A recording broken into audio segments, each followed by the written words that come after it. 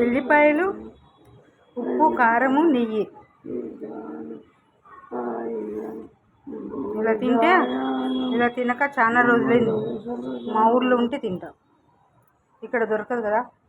హమేష కలుపుకొని వేడివేడి అన్నంలో తింటున్నాం. ఇది మా రాయలసీమ స్పెషల్ ఎల్లిపాయ కారం. మా ఊర్లో అయితే నెయ్యి వేసుకోమలేదు, ఒక ఎల్లిపాయలు,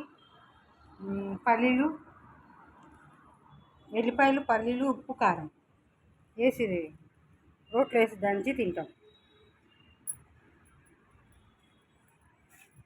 ఇక్కడ రోల్ లేదు కదా, ఇంకా నెయ్యి, ఎల్లిపాయలు, ఉప్పు, కారం ఇట్లా నలిపి తింటున్నాం.